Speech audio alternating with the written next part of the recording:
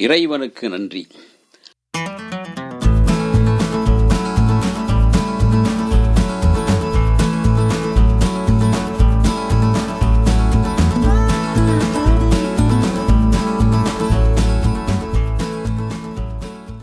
நேர்மையான உழைப்பும் உண்மையான முயற்சியும் எப்போதும் யாரையும் கைவிடாது என்பதற்கு ஒரு உதாரணம் மக்கள் திலகம் எம்ஜிஆருக்கு நாடோடி மன்னன் கொடுத்த அந்த வெற்றி. மிக பெரிய அளவில் கடன் வாங்கி அந்த படத்தை உருவாக்கினார். வீடெல்லாம் அடகு வைத்து விட்டார், பல நகைகள் அடகு வைத்தார். ஆனாலும் கூட அந்த முயற்சியை அவர் விடவில்லை. எப்படியாவது இந்த படம் வெற்றி பெற்றால் நான் மன்னன், தோற்றுவிட்டால் நாடோடி என்று சொன்னார். ஆனால் வெற்றிக்காக உழைத்தார், வெற்றி பெற்றார், மாபெரும் வெற்றி பெற்றார். அந்த படத்தை வாங்கியவர்களுக்கெல்லாம் பணம் வந்து குவிந்து கொண்டே இருந்தது. அள்ளு என்று அள்ளினார்கள் பணத்தை. ஆனால் படத்தை தயாரித்த எம்ஜிஆருக்கு அந்த படம் நஷ்டம்தான். ஆனால் அவருடைய முயற்சிக்கு, அவருடைய திரையுலக பயணத்திற்கு மிகப்பெரிய ராஜபாட்டையை போட்டு கொடுத்த படம், மிகப்பெரிய அளவில் அவருக்கு ஒரு செல்வாக்கை உயர்த்தி கொடுத்த படம், அவருடைய கொள்கையை தமிழக மக்களுக்கு, உலக மக்களுக்கு உணர்த்திய ஒரு படமாக நாடோடி மன்னன் அமைந்தது. அதனால் அவர் நிறைய கடன் வாங்கி அந்த படத்தை தயாரித்தார். ஆனால் வாங்கியவர்கள் எல்லாம் நல்ல சம்பாதித்தார்கள். இவர் அவ்வளவு சம்பாதிக்க முடியவில்லை. ஆனாலும் வெற்றி பெற்று விட்டோம், நாம் மன்னராகி விட்டோம் என்கின்ற அந்த திருப்தியோடு தான் அவர் அன்றைக்கு அந்த படத்தை கொண்டாடினார். இன்று வரை அந்த மக்களும் அந்த படத்தை கொண்டாடி கொண்டுதான் இருக்கிறார்கள். அதாவது பெட்டியே திரும்பாத ஒரு படம் என்றுதான் அந்த நாடோடி மன்னனுக்கு ஒரு பெயர். நாடோடி மன்னன் பற்றி பார்ப்போம். மன்னராட்சி வேண்டாம், மக்களாட்சி வேண்டும், மக்களே ஆட்சி செய்பவர்களை தேர்ந்தெடுக்க வேண்டும் என்ற கருத்தை வலியுறுத்தும் கதைதான் நாடோடி மன்னன். இது இரட்டையர்களின் கதை. ஒருவன் நாடோடி, மற்றவன் அரசன். பெயருக்குத்தான் அரசனே தவிர அவன் ராஜகுருவின் சொல்படி நடப்பவன். இதனால் மக்கள் துன்பப்படுகிறார்கள். நாடோடியோ மக்கள் நலனில் அக்கறை கொண்டவன்.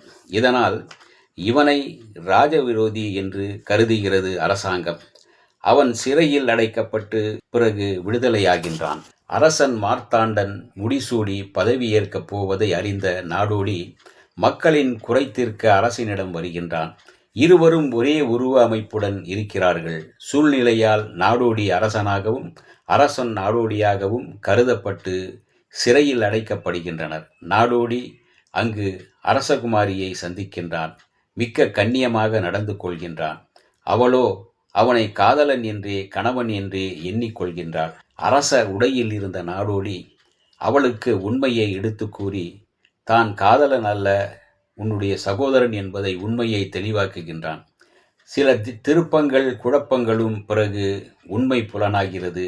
நீதி நிலைத்து தர்மம் வெல்கிறது. இந்த படத்தில் சந்திரபாபுவின் நகைச்சுவை பெரிய வரவேற்பை பெற்றது. நம்பியார் தனது முத்திரையை, வில்லத்தனத்தை பதித்திருந்தார்.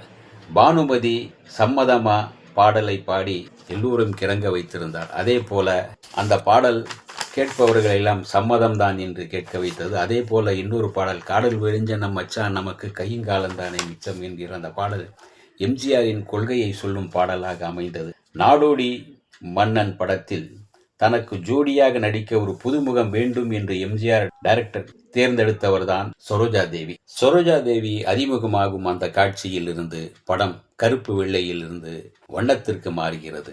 கதாநாயகியும் வந்து வண்ணமயமாக அந்த பாம்போடு, அந்த ஒரு இலை தலையோடு, அழகான கவர்ச்சியான உடையோடு தோன்றும் போது பார்க்க ஒரு பரவசமான நிலையை ஏற்படுத்தி விடுகிறது. அப்படி ஒரு அழகான கதாநாயகியாக அந்த காட்சியில் மிகப்பெரிய அளவில் சரோஜாதேவிக்கு ஒரு வாய்ப்பாக அமைந்தது அந்த படம். இந்த சரோஜாதேவிக்கு முக்கியத்துவம் கொடுப்பதை அறிந்த பானுமதி படத்தில் இருந்து விலக முடிவு செய்தார்.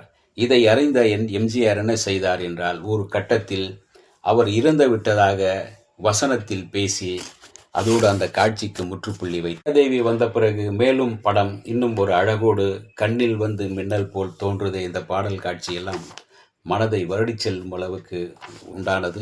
அதே போல சந்திரபாபு, ஜி சகுந்தலாவின் இந்த காமெடி ரசிக்க வைத்தது, குலுங்கி சிறக்க வைத்தது. எண்ணங்களை சொல்லும் இந்த படத்தினுடைய வசனங்கள் கவியரசு கண்ணதாசனும் கலைமாமணி ரவீந்திரனும் எழுதியிருந்தனர்.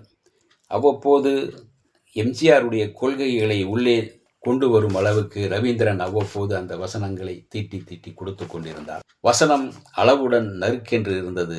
பாடல்கள் இனிமையாகவும் கருத்து செறிவுடனும் எழுதப்பட்டிருந்தது. தூங்காதே தம்பி தூங்காதே, சம்மதம்மா தடுக்காதே என்னை தடுக்காதே, சும்மா கிடந்த நிலத்தை கண்ணோடு கண்ணு ஆகிய பாடல்கள் கேட்டவுடன் பாடும்படியாக அமைந்திருந்தது. அதே போல கண்ணில் வந்து மின்னல் போல் தோன்றுதே என்ற அந்த காதல் காட்சியும் ரசிக்க வைத்தது. எம்ஜிஆர் சிறப்பாக டைரக்டர் செய்திருந்தார். அதாவது புரட்சி நடிகர் எம்ஜிஆர் ஒரு புரட்சிகர டைரக்டராகவும் ஒரு நடிகர் டைரக்டராக திறமையாக செய்ய முடியும், வெல்ல முடியும் என்பதை இந்த படத்தின் மூலம் உறுதி செய்திருந்தார் எம்ஜிஆர். பட்டுக்கோட்டை கல்யாண சுந்தரம் எழுதிய தூங்காதே தம்பி தூங்காதே பாடலும், லட்சுமணதாஸ் எழுதிய உழைப்பதிலா உழைப்பை பெறுவதிலா இன்பம் பாடலும் சூப்பர் ஹிட் பாடல்களாகி பெரும் பரபரப்பை ஏற்படுத்தின. செந்தமிழே வணக்கம் என்ற டைட்டில் பாடலும் எம்ஜிஆரை வர்ணித்த கவிஞர் சுரதா எழுதிய ஈந்து கரம் சிவந்தவனே என்ற பாடலும் எம்ஜிஆரின் இமேஜை உயர்த்தியது. நாடோடி மன்னன் 200 நாள்களை தாண்டி ஓடி வசூல்களை குவித்தது, சரித்திரம் படைத்தது. தனது மனைவி ஜானகியின் நகைகளை எல்லாம் அடமானம் வைத்து நாடோடி மன்னன் படத்தை எம்ஜிஆர் தயாரித்தார். நாடோடி மன்னன் ரிலீஸின் போது எம்ஜிஆர் படம் ஓடினால்தான் மன்னன், இல்லாவிட்டால் நாடோடி என்ற சொல்லும் அந்த படத்தை மேலும் சூப்பர் ஹிட் ஆக்கியது. எம்ஜிஆரின் ரசிகர்கள் எம்ஜிஆரை எப்போதும் கைவிட்டதில்லை என்பதற்கு இந்த படம் ஒரு உதாரணம். 1958 வெளியான மொத்த படங்கள் நிறைய. அதில் மாபெரும் வெற்றி பெற்ற படம் நாடோடி மன்னன். நடிகர்கள் எம்ஜிஆர் இரட்டை வேடம் ஏற்றிருந்தார். எம்.வி. சக்கரபாணி, நம்பியார், சந்திரபாபு, பானுமதி, சுரஜாதேவி, ஜி. சகுந்தலா மற்றும் பலர் நடித்தனர். கதை எம்ஜிஆர் பிக்சர்ஸின் கதை இலாக்கா. வசனம் கவியரசு கண்ணதாசன், ரவீந்திரன். பாடல்கள் லட்சுமணதாஸ், பட்டுக்கோட்டை கல்யாண சுந்தரம், முத்துக்கூத்தன், சுரதா, ஆத்மநாபன் முதலியோர். இசை எம்.எஸ். சுப்பு நாயுடு. தயாரிப்பு எம்ஜிஆர் பிக்சர்ஸ். டைரக்ஷன் எம்ஜிஆர். ஆக எம்ஜிஆரின் உழைப்பும் உண்மையான முயற்சியும் அவரை சிகரத்தில் ஏற்றியது என்பதற்கு நாடோடி மன்னன் ஒரு உதாரணம். இந்த வீடியோ உங்களுக்கு பிடிச்சிருந்தா லைக் பண்ணுங்கள், ஷேர் பண்ணுங்கள், கமெண்ட் பண்ணுங்கள், சப்ஸ்கிரைப் பண்ணுங்கள், மறக்காமல் பெல் ஐக்கானை கிளிக் பண்ணுங்கள்.